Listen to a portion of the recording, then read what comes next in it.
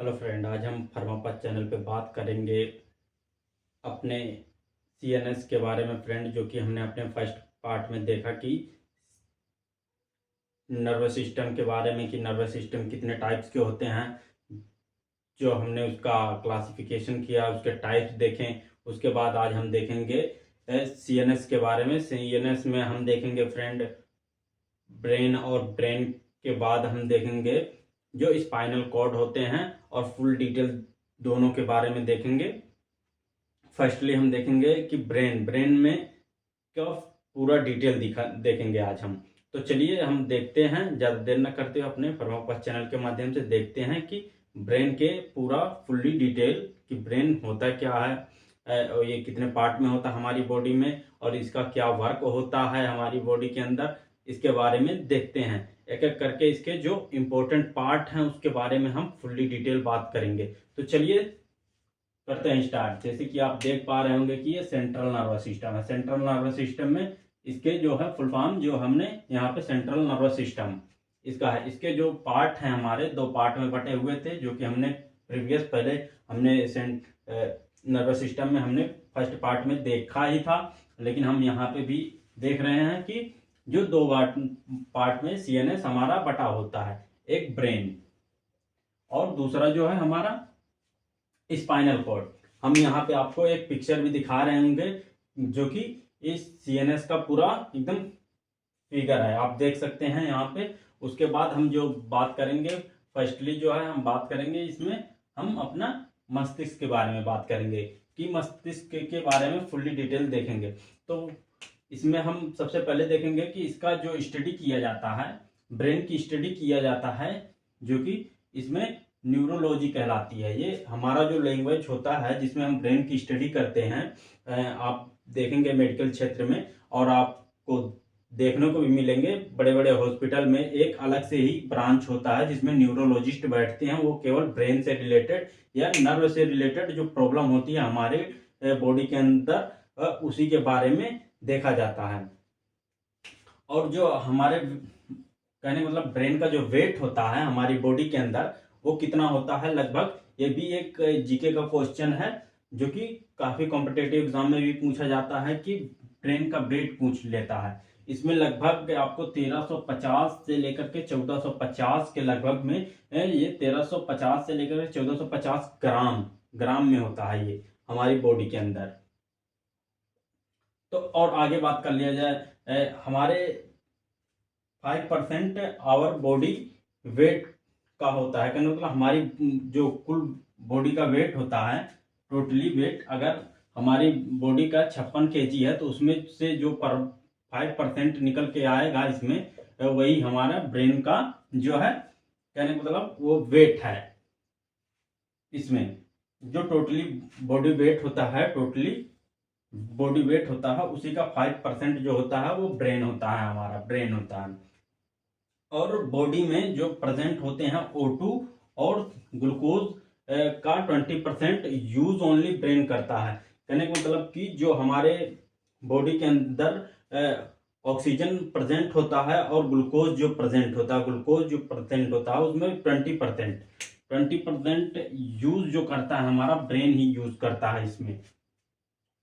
और ब्रेन की एक्टिविटी के लिए जो टेस्ट किया जाता है, उसको हम कहते हैं ईईजी। ईईजी का जो फुल फॉर्म है इलेक्ट्रो इंसेफ्लोग्राफी टेस्ट होता है, जो कि ब्रेन के लिए होता है। इलेक्ट्रो इंसेफ्लोग्राफ टेस्ट होता है, जो कि हमारा किसके लिए होता है, ब्रेन की एक्टिविटी को मेजर करने के लिए होता है। मेजर कर उसकी क्षमता को मापने के लिए किया जाता है। किस चीज का यूज, ईईजी का टेस्ट किया जाता है। वही एक नोटिस करने वाली बात है कि जो ईसीजी, आप ईसीजी के बारे में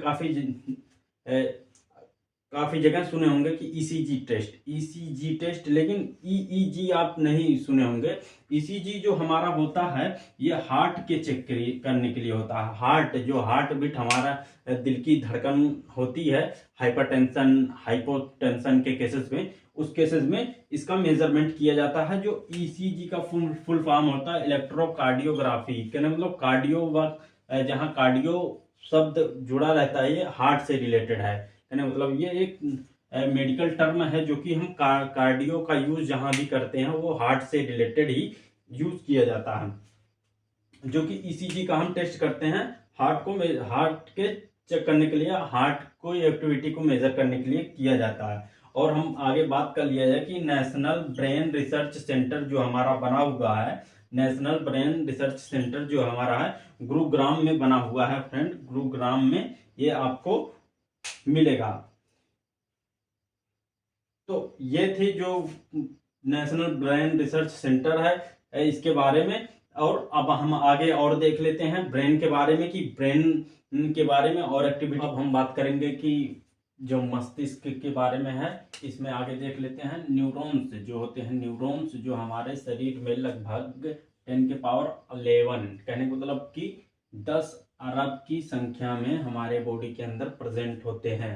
जो न्यूरॉन्स की हमारे शरीर के अंदर प्रेजेंट होते हैं संख्या, जो क्वांटिटी होती है हमारे शरीर के अंदर 10 अरब, लगभग 10 अरब की संख्या में ये प्रेजेंट होते हैं हमारे बॉडी के अंदर।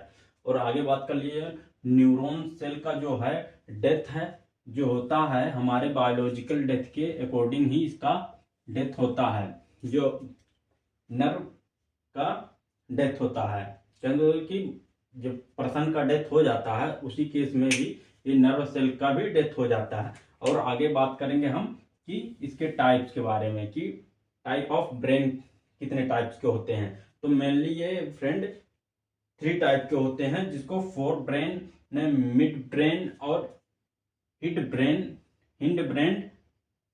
ब्रेन और के नाम से जाना जाता है। तो फोर ब्रेन जो होता है, फोर ब्रेन अग्र मस्तिष्क के नाम से, हिंदी में इसको हम अग्र मस्तिष्क के नाम से जानते हैं। वहीं मिड ब्रेन को हम मध्य मस्तिष्क के नाम से इसको जानते हैं। और हिंड ब्रेन जो होता है हमारा, वो पश्चिम मस्तिष्क के नाम से जाना जाता है। उसी में हम बात कर लें कि फोर ब्रेन के अंदर ये 2 पार्ट में डिवाइड होता है, जिसमें हम सेरिब्रम और डाईएनसेफेलॉन के नाम से डिवाइड होता है। ये 2 पार्ट में डिवाइड होता है, जिसमें सेरिब्रम को हम प्रमस्तिष्क के नाम से जानते हैं और डाईएनसेफेलॉन को ये 4 पार्ट में डिवाइड हो जाता है, जो आप देख सकते हैं। ये थैलमस और हाइपोथैलमस। आगे हम बात करेंगे पूरा फुल्ली डिटेल, और एमेगडेला और हिप्पोकैम्पस के नाम से ये इतने पार्ट में डिवाइड होता है हमारा ब्रेन। तो इसको आप कहीं नोट डाउन कर ले या स्क्रीनशॉट ले लें इसको। और आगे हम जो इसके बारे में अपने 3rd वीडियो में हम इसके बारे में फुल्ली डिटेल बात करेंगे, कि जो ब्रेन के जो फोर ब्रेन क्या होता है, मिड ब्रेन क्या होता है, ये कहाँ हमारे ब्रेन के अंदर प्रेजेंट होता है, हिंड ब्रेन कहाँ प्रेजेंट होता है, सेरिब्रम, डाईएनसेफेलॉन और थैलमस, हाइपोथैलमस के बारे में, इन सब के बारे में हम फुल्ली डिटेल देखेंगे अपने 3rd वीडियो में फ्रेंड। तो ये वीडियो अगर आपको अच्छी लगी हो तो इसे हम सपोर्ट जरूर कीजिएगा। Thank you.